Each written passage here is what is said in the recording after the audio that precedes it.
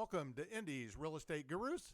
We're recording today from the Advisors Mortgage Group studio located in I always want to say downtown, almost downtown Carmel, Indiana. We're pretty darn close. We are pretty darn close. And I'm Rick Ripma, your hardworking mortgage guy, and I've been in real estate and mortgages for over 34 years, helping over 5,200 folks finance their homes. My team and I believe we believe in a custom tailored, it's easy for me to say, right? Custom tailored loans, not the one size fits all approach. We believe that there is a best mortgage for you and that we are the team to deliver it. And I'm Ian Arnold, part of Rick's hardworking mortgage team. I've worked in the financial industry for 15 years, helping customers find the best possible financing. I'm an expert on working with you to build your credit and your overall wealth. I have a passion in helping people build their financial security and wealth for the future. And for the most up-to-date information on mortgages in Indy's real estate market, go to hardworkingmortgageguys.com. That's hardworkingmortgageguys.com or 317-672-1938. That's 317-672-1938. Now, we have a great guest with us today. He didn't want me to call him a bad guest, so I figured I'd call him a great guest. I appreciate that. And it's a little different topic for Rick and I. We have Christy with Indy Roof Company. And thank you for joining us. Oh, thanks for having me. It actually worked out perfect. I was already up in Carmel this morning, and then I got to swing right by here. I didn't even have to drive back south, so it worked out perfect. That's awesome. So let's start. How did you actually get into the roofing business? I through a friend. I had a friend of mine. I worked for a family business for 16 years, and then I left. There was a lot of travel, and I got married and had kids, and we left that, and I started actually a furniture store. And while I was building out the furniture store, a friend of mine was like, "Hey, man, you want to sell some roofs with me?" And he didn't really know much about roofing. A guy that was an adjuster for an insurance company had a roofing company, and then he left town. He left town to go adjust claims in Virginia, and just kind of handed this off to my friend. And he was like, "All right." I like selling stuff, so I was like, "All right." We learned a bunch of stuff. We watched YouTube videos. We started doing these different things, trying to learn stuff. And then spring came around, and I sold a couple roofs, I think 3 or 4. And then the gentleman that owned it came back in town. And then I ended up splitting off and just going back and running my furniture store for a little while. But what's funny is one of the things that I had focused on during that short time there was working with real estate agents and, their need for roofing services and different things. And so I kept getting calls from real estate agents. Okay. And they're like, "Hey, I need this roof done. Hey, I need this roof done." I'm like, "Hey, I don't do roofs anymore." Click type of deal. Sorry. Obviously I was nice about it, but just I'm not doing it. Sorry. And I'd refer them to somebody else that I knew. But finally I was like, you know what? I like roofs more than I like sitting in a furniture store all day. Let me start a roofing company. And when I get these random calls, I'll do the roofs. So I started a roofing company, and then this was 2018 in July. And then July, I think maybe August 18th or August 28th, there was a hailstorm that came through, and it hit up here. It came down, hit Carmel, Fishers, and then worked its way out across 70. And it was crazy, and we just got slammed. I had so many real estate agents calling us because I had done a little bit of guerrilla marketing, just sending them out my information, telling them if they need anything type of deal. And we got so busy, and I liked it so much more that I closed my furniture store and went full-time into roofing. And then so for about 2 years, it was just me kind of learning the ins and outs and figuring everything out that I needed to do and what not to do. And, you do a couple dumb things, and you never forget it. You don't do it again. So I had a few hard lessons over the first couple of years on just things I said and whatnot. But then I got into a really good position. I got my groove. We had a really good system down, especially with real estate agents. And I decided to expand. And I hired some W-2 employees. We hired more estimators, sales reps. And had another storm. And the next 2 years, I think we had 5 or 6 hailstorms. And that just continued to grow. And then at that time, that was 2020, was Corona. and you weren't allowed to go out and do anything, roofing was an essential business. So Right. we could work. I was never locked down, but people could not door knock. And that's how a lot of roofing companies would get their leads. Well, I didn't door knock. I worked through relationships and social media and things like that. So we ended up just killing it during these hailstorms because we were on social media and had these relationships going and everything, and nobody was, going around knocking doors. So they were actively looking for somebody, and so we popped up a lot, and we ended up like almost quadrupling in size in 2020. Wow. Yeah, and then we grew again in 2021, and just kind of springboard from there, into where we are today. So It's fantastic. yeah, thank you. Yeah. It's amazing how the storms make a difference.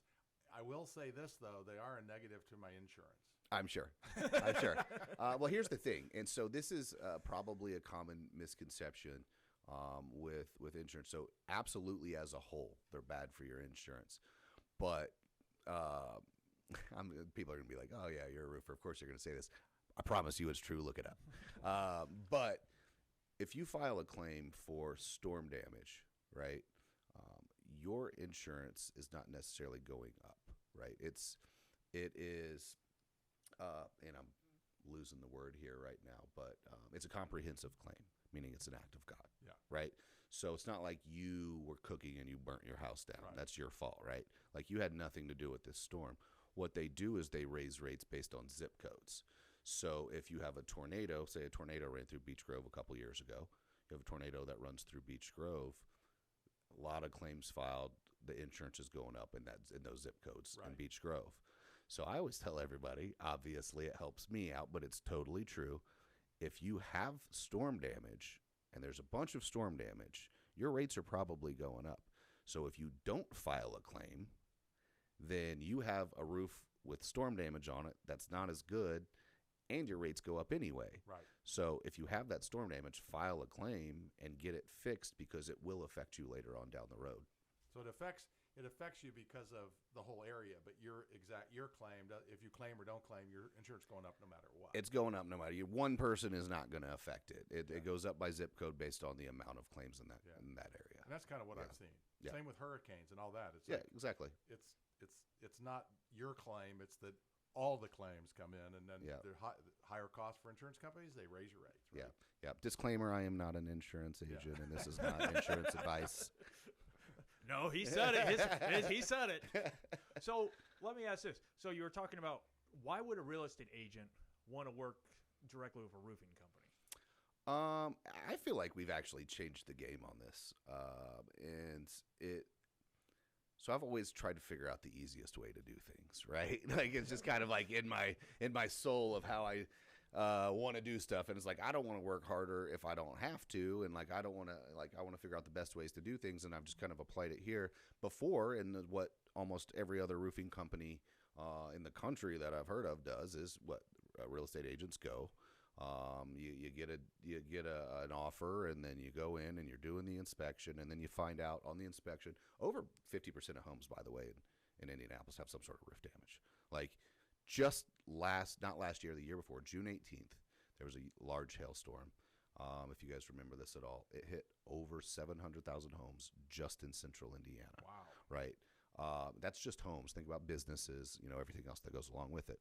There was 6 hailstorms before that one. They weren't as big, but they've been continually happening. So a lot of roofs, like you have at least a 50% chance if a roof's over, 4 or 5 years old of it having some sort of hail damage, at least.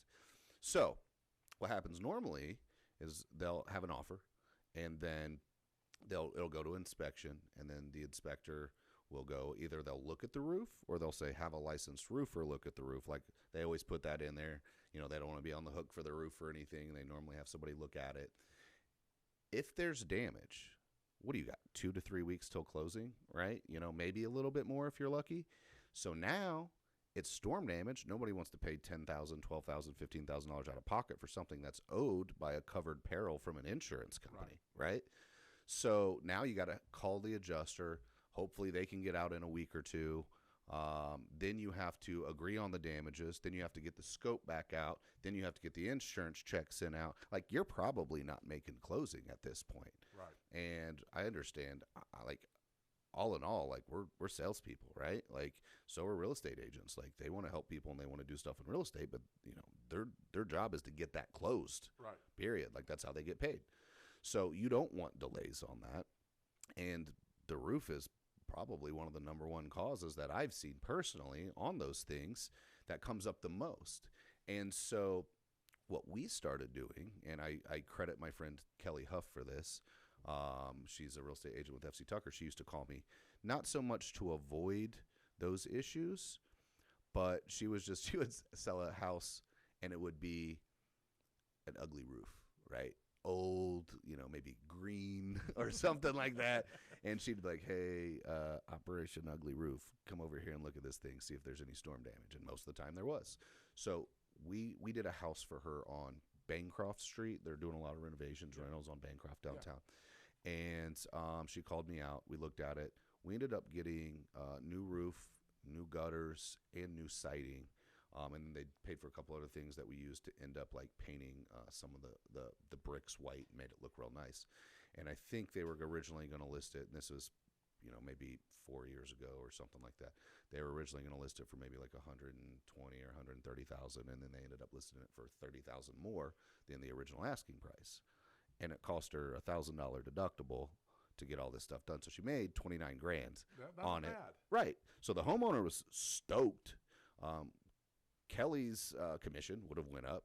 Both sides of the commissions are going to go up for that. But the kicker is, if they would have called me when they found that out afterwards, then they're already locked into a price. Right? They've already agreed, hey, 120 was the selling price. I don't care that you guys are adding all this stuff on. Right. And so now this seller loses $1,000 instead of gaining $29,000 because they called us out beforehand. Right. And so I was like, oh, that's when like the light bulb went off on that particular deal. And I was like, we should be checking out every single listing before it goes on the market.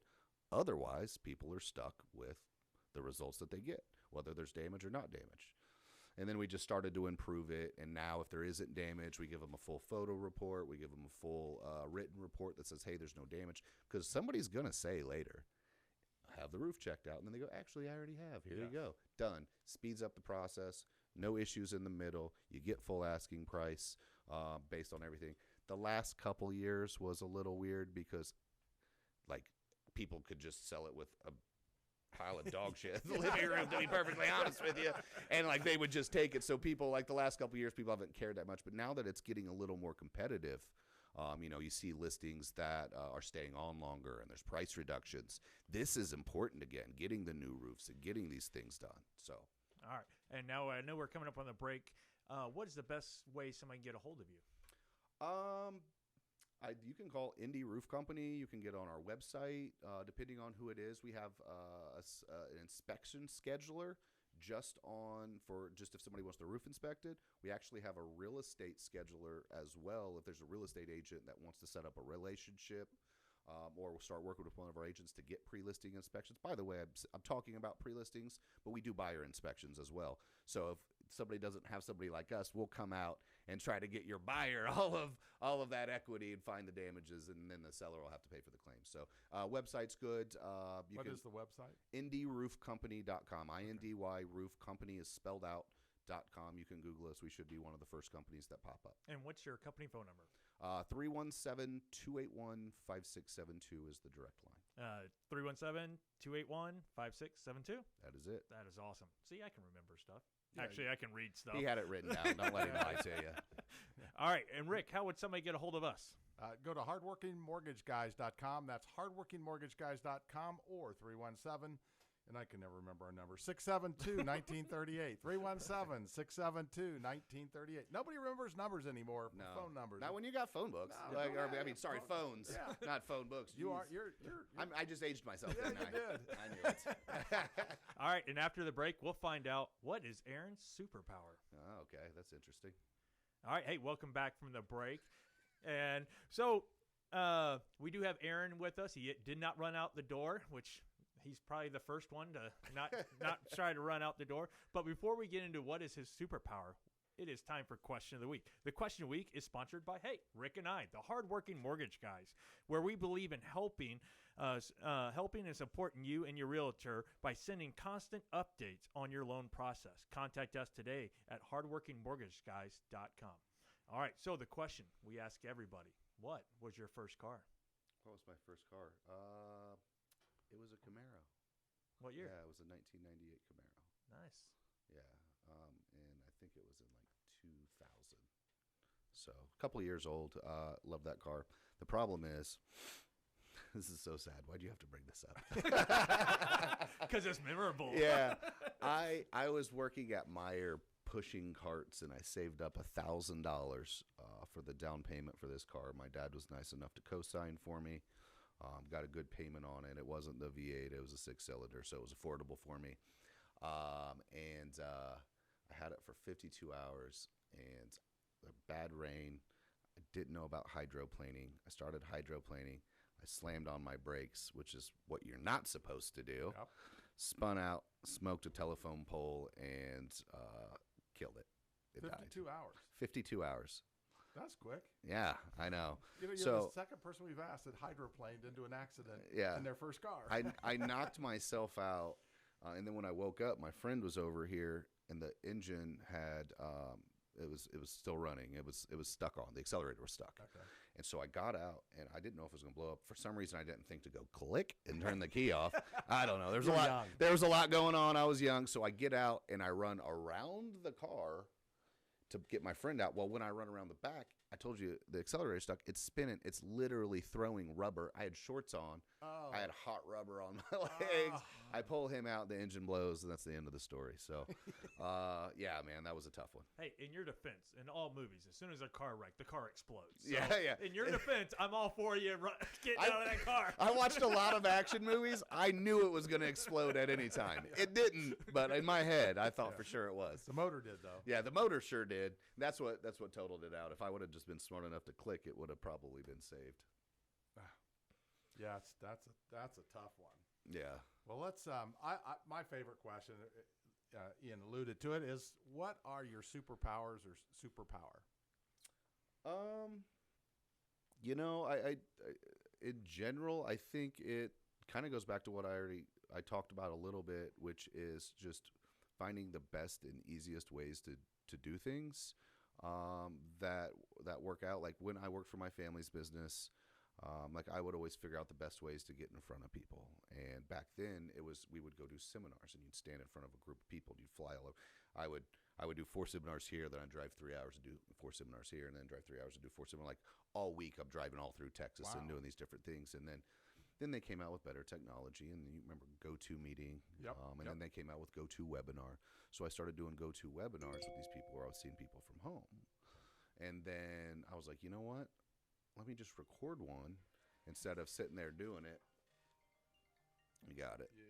It's Really? Yeah. You act like this is our first show, and you got your phone going on. Come on, It's sir. supposed to not work. It's not supposed to work. I don't know why. that might have kicked off your video. No, you were good. No, you're good. Yeah, Okay. It's supposed to be controlled by that. It's not supposed to be doing that. Gotcha. So anyway, I recorded one of those webinars, and then I just played that, and then just sat there and answered the questions that people had. And then that evolved into, I recorded it, I put it on YouTube, and then I would send it out to everybody. So from going to spending an hour talking to one person, I end up on taking the same exact information and texting it out to our database, which is hitting 3,000 to 4,000 people. And by the end of that, whereas some reps were getting 8 to 10 deals a month, I was getting 60 to 80 deals a month, and it was just all from, I wasn't any better sales rep than them.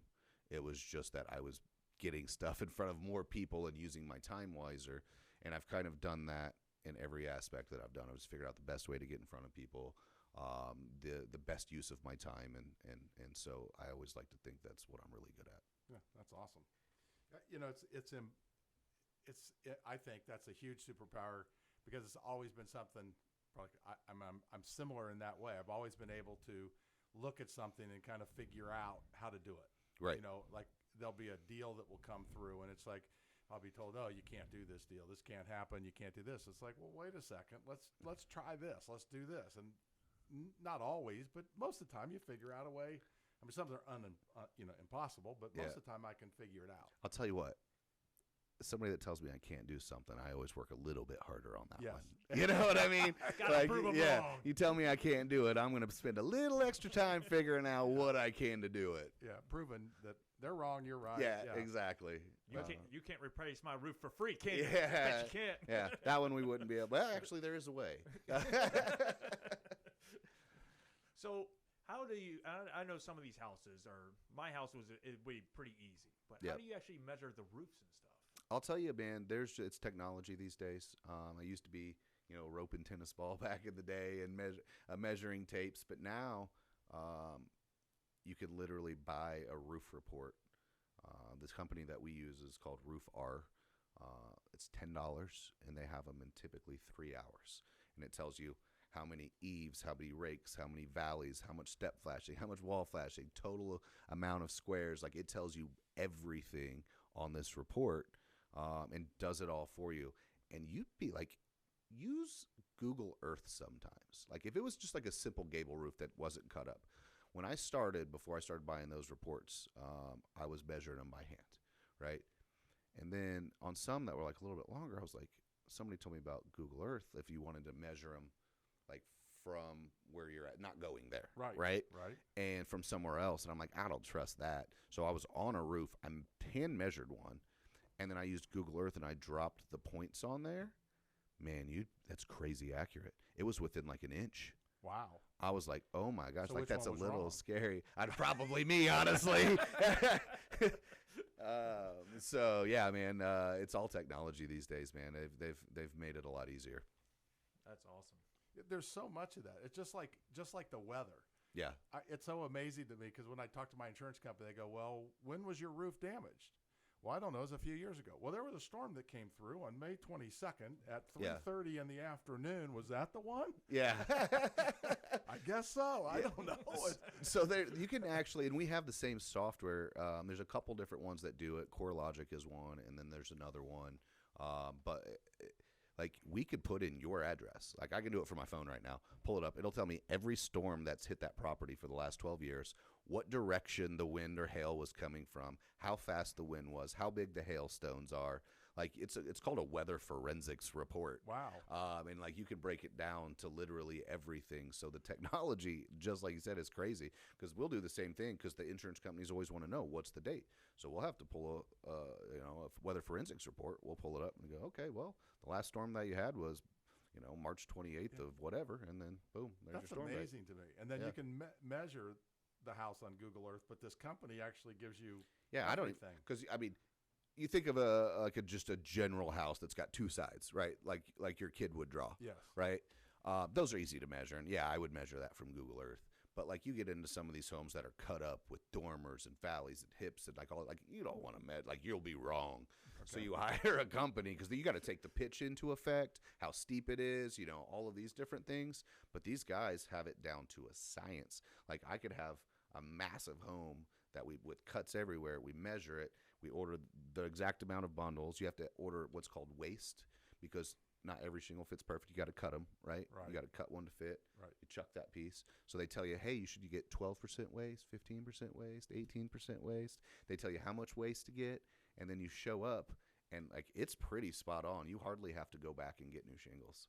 That's awesome. Yeah. It also should save the customer money because you're much more accurate. Yeah, for because sure. of the waste. For sure, absolutely. That's awesome. You know where you're going to be at. So it saves everybody. It makes your job a lot easier, and it's only $10. Yep. Yeah, and some of these roofs. That's too expensive. Goodness. Yeah. He's the cheapest guy Yeah, you'll ever there's meet. companies that they're $50 to $90 is actually who we originally started with. And then I was like, man, dude, these bigger homes, $90, and then like, if it doesn't end up being a roof that we get, like, that's a lot of money to spend on a report. Yeah. But the roofer came out, the company that we use now, $10, done. And they do it all like through Google Earth or that type of. They have different software. I think they use a couple different satellite platforms. Not an expert, but I know they use a few different things to combine. It's just incredible. Yeah. They can even measure the pitch and everything else. That's just. It's data, man. What the things that they can do with data and the math that they put it together. I mean, I'm sure that they have some awesome algorithm, and like you could actually make them yourself and not pay the $10, but you got to get on and drop the waypoints and put the pitches. Nah, For $10? for $10, I'll save 15 minutes. Yes. You know what I mean? Absolutely. So plus there's less chance of them messing up versus me. Right. so I'll let them do it. So what would, if somebody's looking at getting a new roof or something, what's the step-by-step process they would go through? I mean, they just need to call a roofer, somebody that they trust. I would highly recommend us, but you know, it's not just I a would plug. recommend Indy Roof Company.com, Yeah, right? yeah, Indy yeah. Roof Company.com. Aaron's a little biased over here. Come on. That's not him. That's me. Yeah, there you go. Yeah, listen to Rick. So no, but seriously though, all jokes aside, have somebody that is, is going to be around, right? There's a lot of, you don't know how many times I've talked to people and they're like, well, my cousin's brother does roofing and, you know, he could do this for this amount or this, that. I'm like, cool. You know, if there's a way that it's cheaper, trust me, he's still making a profit. What he's doing to get it lower is he's not replacing products. Roofs don't leak at the shingles 99% of the time. It's at the penetrations. It's the flashings. And the people that come in and, you know, somebody's cousin or whatever that does the roofing, they normally do overlays and then they don't change the flashings. And those are what leak. It's not the shingles. And then is he going to be around to warranty the work? Does he have insurance if something falls through your house or if it leaks and water gets into your home? And like, you know, so is it worth, 10 to 15% more to go with somebody to use the right materials and do these things right and that that's going to be there? So the second thing I'll say is, with we have, again, it's back to technology, right? We have this really cool app called Company Cam, and we go around and take a full report of the property. So we'll take photos of outside, because hail doesn't just hit your roof, right? Right. Hit your gutters, hit your window sills, hit your fences, hit your AC units, hit your deck, all of these different things. So we take a full photo report around the entire property. Then we get on the roof, take a photo report of the roof, and then we give that photo report to the customer so they can see what we see from the safety of their porch or their living room, and we can explain what we're seeing and why, and then they can make an educated decision on if they want to file a claim, if it's worth it for them, looking at the damages. What I don't recommend is somebody just going, yep, you need a roof, and then you go, okay, because they're just like in any industry, there are people that will push you that maybe you don't need it because they just need a sale. Right. So you got to be very careful on that. Look for photos, look for a company that is respected, and just take all of that information in and make the decision based off that. Now, we got about 30 seconds for the end of the radio show before we switch to podcast. What's the easiest way somebody can get a hold of you? It is, again, indyroofcompany.com, indyroofcompany.com, or 317-281-5672. All right. And Rick, how would they get a hold of us? Go to hardworkingmortgageguys.com. That's hardworkingmortgageguys.com, or 317-672-1938. That's 317-672-1938. And if you want to continue listening, go to Indy's Real Estate Gurus on our podcast, and you can finish up. Hey, welcome back to Indy's Real Estate Gurus, and if you selected right here on the podcast, you selected the right chapter, so you get a gold star today. We still got Aaron here. Again, he has not ran out. This is twice in a row. Man, through 2 breaks, he's still here. I'm impressed. All right, so we were going through the step-by-step process and everything. Mm-hmm. So do you guys try to make it easy for people or hard? We try to make it as hard as possible. Like, if you go into our office, that's our company motto. Like, make it hard as shit for these guys. Like, no, man, we try to make it a pretty seamless process. We deal with the insurance agents. The insurance adjusters, not the agents. We deal with the insurance adjusters. We meet them on site. We walk through everything. We try to help. Some adjusters don't want our help just because I know there's contractors that have been a little overbearing and rude in the past. Like, look here, so it's like, hey, if you want our help, cool. And then most of the time they're like, yeah, just point out what you see.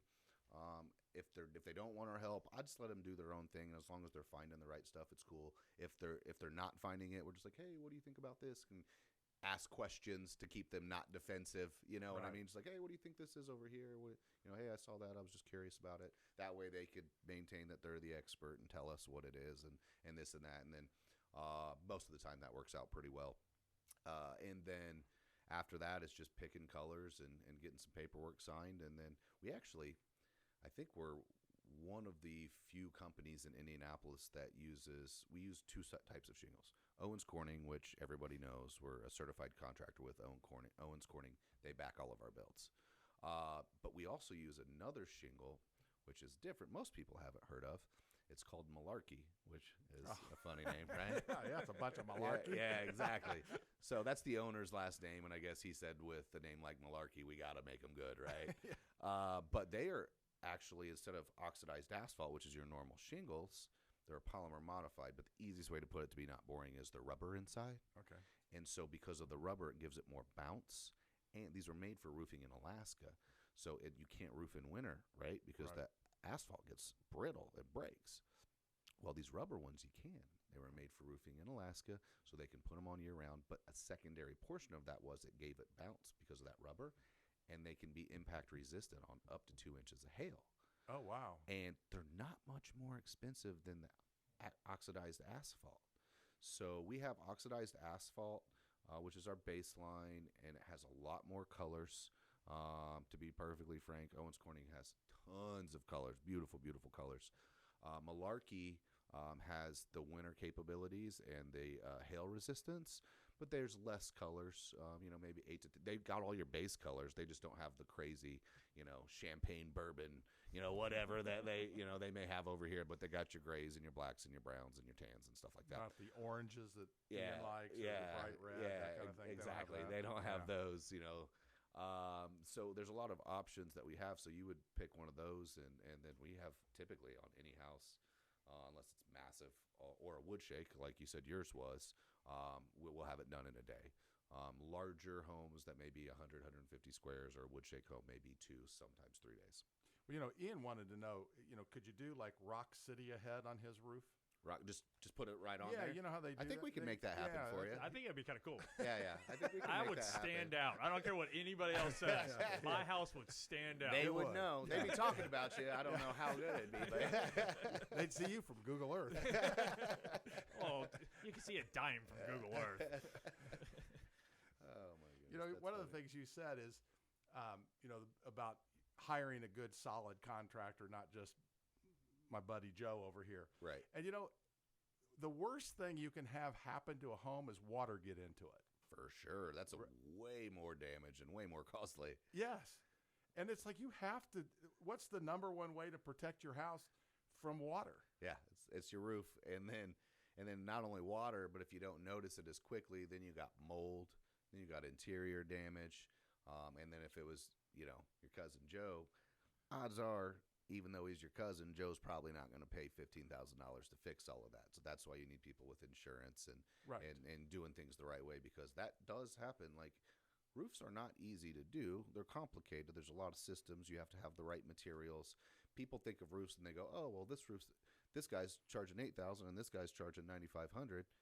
But look at them side by side, because you're not looking at apples and apples, right? You're like, this guy doesn't have ice and water shield. He doesn't have step flashing. He doesn't have starter strip. Like, he doesn't have any of this stuff. Right. The $1,500 that you're saving is going to not those materials. So yeah, Right. absolutely. Which is important. So last time I did it, I had 2 or 3 bids, and that was it. I did not take the cheapest one. I made Yeah. sure that I got the one that included everything, because if you don't, you're just replacing it again later and you have problems, and who wants that? The most expensive thing you can do is replace a bad roof, because then you're paying for it twice.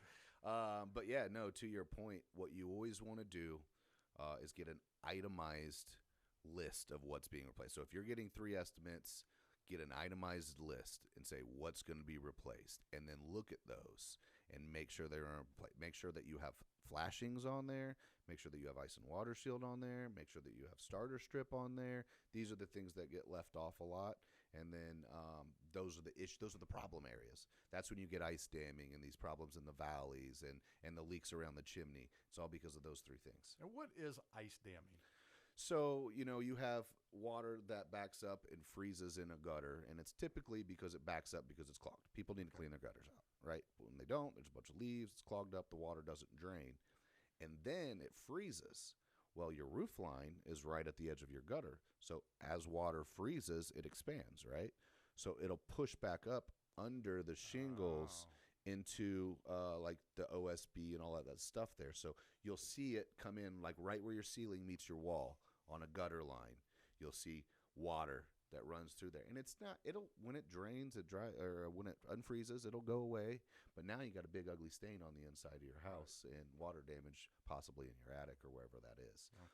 So the number one thing that you can do to avoid that is, one, have ice and water shield, which is like a 3-foot rubber membrane on the edge of that board, and then that'll stop it even if it does. Have drip edge there.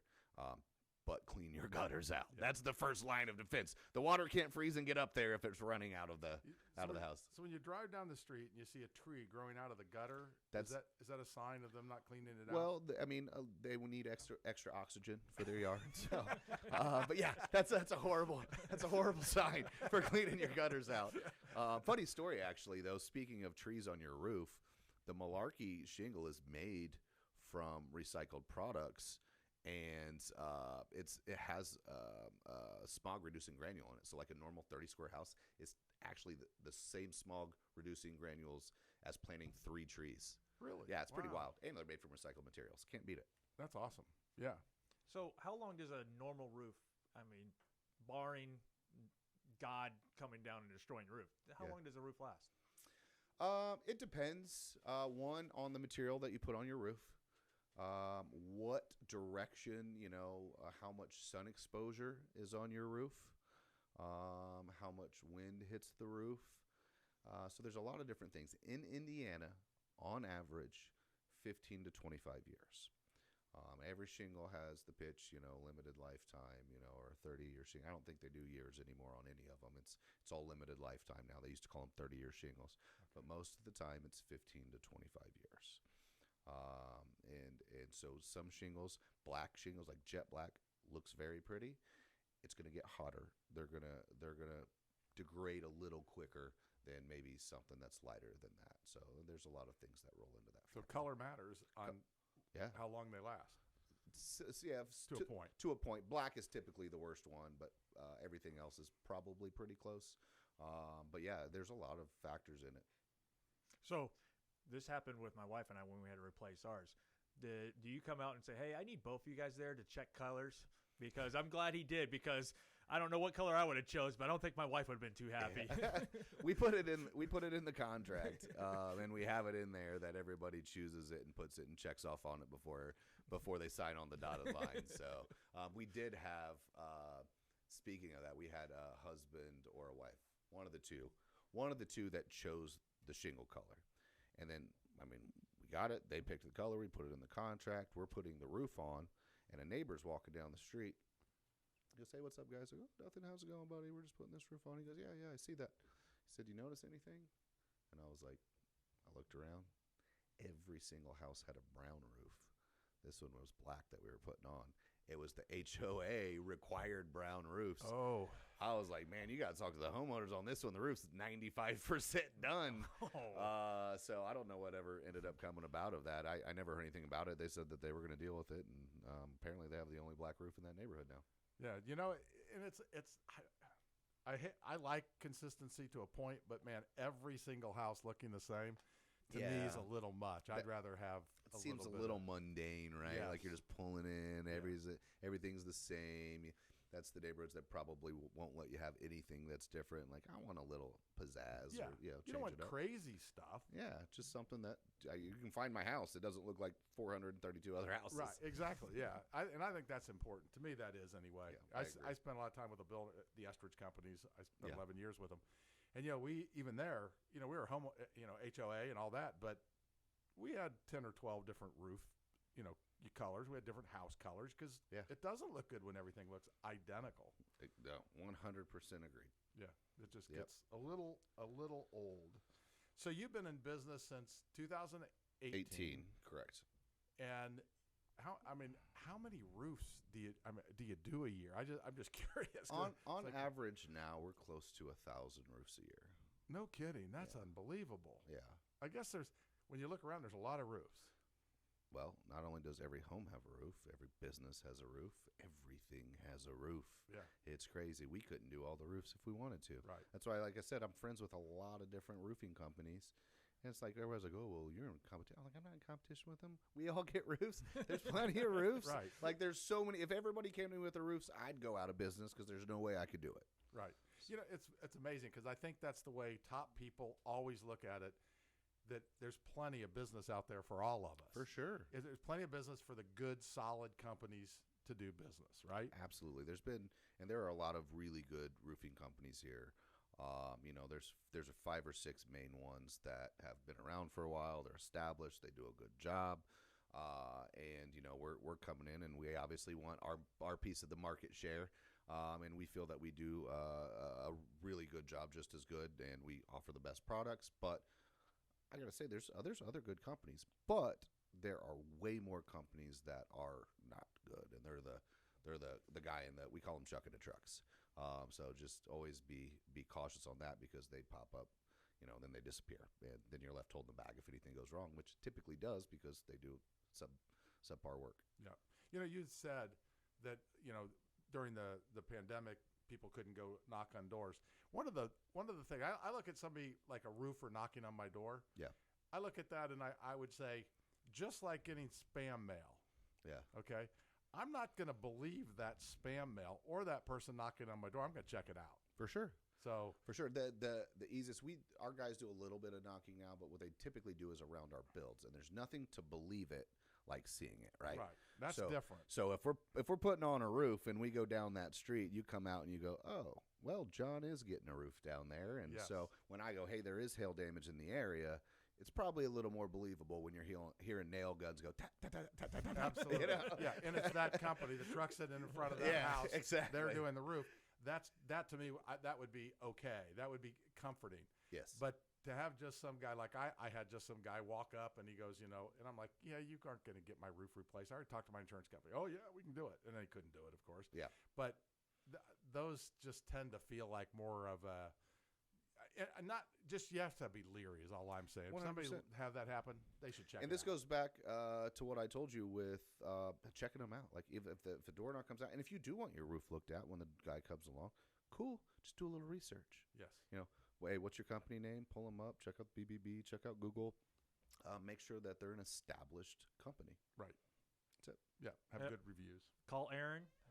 Ask him, and then call me directly. I'll send somebody out to double check. Yeah. It's fine. Or you could just go to IndyRoofCompany.com. Just IndyRoofCompany.com. You can go there too. Yes, I hear it's a great website and easy to get a hold of them. Yeah, got our own. We call ourselves the Uber of roofs because it's got a scheduler on there. You go on, you pick a date, you pick a time, we show up. So you're like, hey, I want you here at Thursday at 4:00. We show up Thursday at 4:00. I'm impressed you show up because I'm going to tell you. I hear that's a problem. That's a hard thing to get done. Oh my goodness, that's funny. That's really good. So you said you do about 1,000 a year. Yeah. So does Indy weather play, like, can you not do them during the wintertime? Do you? Yeah, because of the malarkey shingles that we use, the polymer modified rubber shingles, we can roof all the way through winter. So that's why we don't slow down a lot. Now, when it gets down past like 20, we don't roof just for our guys' sake. Like, we don't want them out there in that weather, all day and whatnot. But from most roofing companies stop because you can't do oxidized asphalt below like 40, 45 degrees. So they stop there. But you have a lot of days between 20 and 40. Oh, yeah, right? definitely. This year especially. Yeah, exactly. So we can roof in that time frame. So we can roof pretty much all year round. And if we needed to, we could roof low, or you can roof down to 0. We choose not to. But if there was an emergency, absolutely we could. So we're roofing all year round. Just unless it's raining. That's the problem. Obviously, you can't rip a roof off with rain coming. So that's a problem? I mean, it doesn't have to be, as long as you want a swimming pool in your living room. Indoor pool. That's what I'm talking about. You got to sign here before I do it. Press hard. He's always looking for the deal. Always looking for the deal. He's good at that. Hey, I got 2 young kids. They'd enjoy it. They'd enjoy it. They'd enjoy it. So the resale value might be a problem. Yeah, and his wife might, be a problem too. She might not like that. So what does your company all do? So actually, it's funny. If I could go back and rebrand, I would. In fact, we're actually thinking about a rebrand to Indy Roof and Restoration instead of Indy Roof Company, because coming along with doing so much storm restoration, you have to do other stuff. So roof, we do gutters, we do siding, we do interior work. Like, we don't do custom like cabinets or tile floors, but like a lot of drywall, a lot of painting, things like fix water damage, insulation. We do exterior painting. So that's probably the brunt of what we do most of the time. But obviously, I mean, there's 5 or 6 trades in there that you have to do to get these things brought back to pre-storm condition for clients. Yeah, it's amazing. It's so much easier if you have one company you can go to and say, here's what we need. Yes. You take the picture, say this is what you need, you get it done, and then one company comes in, one company takes care of it. That is much better than trying to deal with 100. Well, otherwise, you're coordinating. Basically, it would be making the homeowner the general contractor. Right. Because now you're coordinating 5 different trades between 5 different contractors, and you're doing all these different things. Like, that's tough to do. Yes. And they're busy. They're working. They got stuff going on. They got kids. They got their own problems. Right. Like, So, yeah, we like to kind of take that off of their hands. Oh, Yeah. Trust me, Rick knows. I heard about it for almost a year straight when he had his kitchen and stuff done. Yeah. He goes, that's the last time I ever do that. I'm hiring a contractor. Well, and then when I did my upstairs, I hired a contractor. I had a decorator that ran the crew, so I didn't have to deal with it. Yeah, makes it a lot easier. It makes it 100%. If you have somebody who knows what they're doing, Worth it. For me, it was like I have one person to talk to. Yeah. One person. If I don't like something, one person to go to. And I don't know why, but it's a little difficult sometimes. You get kind of a relationship with somebody, and then you have to tell them you don't like the work they did, as opposed to going to the contractors ahead and say, listen, is that right? Your guy sucks. Not you. Yeah. You're great. Yeah. But your guy sucks. Yeah. It's just an easier thing to do. So it's a little easier to complain if there's something wrong. And the reality is there are things that are going to happen. It's really whether the people fix it or not, right? That is the biggest thing. Like, nobody is perfect by Right. any means. No company on this planet is perfect, but it is how you deal with it. And they talk about that. Like, you earn some of your biggest fans as a company by the way that you deal with problems. Yes. If everything goes smooth and there's never any issues, sometimes it's like, oh, that's what was supposed to happen. But sometimes when there's issues and you fix them and go above and beyond to make sure that it's taken care of, those people will care more than the people that it went perfect for. Yes. I read about a company. This was back when cell phones were so new they were sticking them in cars. I remember those. Right? Yeah. Remember those? I don't. Well, this company would 1 out of every 10, they would intentionally do something wrong, knew exactly what they did. Okay. So they knew that person would be calling to come in, right? Right. When they called, they said, get it in here right away. They zipped it in. They got it in immediately. It took them 5 minutes to fix it because they knew exactly what it was. Boop, boop, boop. And there they you got go. tons of referrals because of that, because they Wow, they really took care of me. Yes.